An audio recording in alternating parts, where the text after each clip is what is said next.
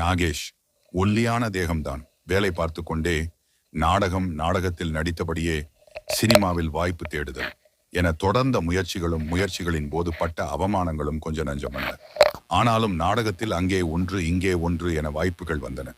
அப்பொழுது கவிஞர் வாலியும் நாகேஷும் நண்பர்கள். ஓர் அறையில் இருவரும் தங்கியிருந்தார்கள்.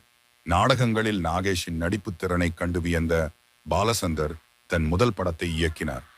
நாடகங்களில் வாய்ப்பு தந்த பாலசந்தர் திரைத்துறையிலும் நாகேஷை பயன்படுத்தினார். தன் முதல் படமான நீர்க்குமிழி படத்தில் நாகேஷை நடிக்க வைத்தார். நாகேஷ் தான் நாயகன். நீர்க்குமிழி படத்தில் நாகேஷின் நடிப்பை கண்டு திரையுலகமே வியந்து மிரண்டது. இதைத் தொடர்ந்து பாலசந்தர் தன் படங்களில் விதமான பாத்திரங்களை நாகேஷுக்கு கொடுத்தார்.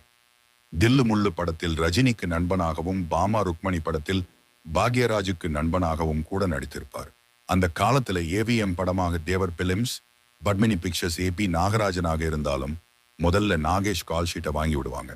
பிறகுதான் நடிகர்களுக்கு கதை சொல்லுவாங்க.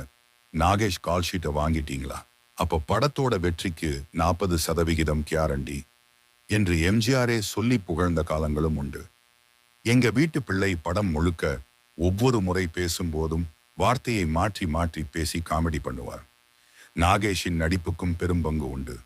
பாமா விஜயம், அனுபவி, ராஜா அனுபவி என நாகேஷ் தன் முத்திரை பதித்த படங்கள். எதிர்நீச்சல் மாடிப்படி மாதுவை எவராலும் மறக்கவே முடியாது. வேட்டைக்காரன், பாமா விஜயம், காலாட்டா கல்யாணம், 100க்கு 100, ஊட்டி வரை உறவு என பட்டியலிட்டுக் கொண்டே போகலாம். சில காலம் ஓய்வில் இருந்த நாகேஷ் மீண்டும் நடிப்பில் பிஸியானார். அது கமல்ஹாசன் துவக்கி வைத்தார் என்றே சொல்லலாம். நகைச்சுவை நடிகராக, குணச்சித்திர நடிகராக நடித்தவர் இந்த முறை வில்லனாக நடித்தார். அதிலும் வில்லன்களுக்கெல்லாம் பெரிய வில்லன் இவர்தான். அதை செய்தவர் கமல்ஹாசன். படம் அபூர்வ சகோதரர்கள். இதைத் தொடர்ந்து அனைத்து கமல் படங்களிலும் நாகேஷ் பங்களிப்பு இருந்து இந்திரன் சந்திரன், மைக்கேல் மதன காமராஜன், நம்மவர், அவ்வை சண்முகி, பஞ்சதந்திரம் என அடுத்த ரவுண்டிலும் வெளுத்து வாங்கினார் நாகேஷ். நம்மவர் படத்தில் இவர் நடித்ததெல்லாம் நம்மை அசர வைக்கும் பாணி. மகளை பறிகொடுத்து அவர் புலம்புகிற அந்த 10 நிமிடங்களும் நம்மை உலுக்கி போட்டு விடுவார். நாகேஷின் நடிப்பில் மறுபக்கம் கமல்ஹாசனால் வெளிப்பட்டது. பஞ்சதந்திரம் காமெடி சரவெடி. மகளிர் மட்டும் படத்தில் பிணமாக நடித்ததை பார்த்து பிணமே சிரிக்கும். தசவதாரம் படம் வரை கமல் படங்களில் தலை காட்டினார்.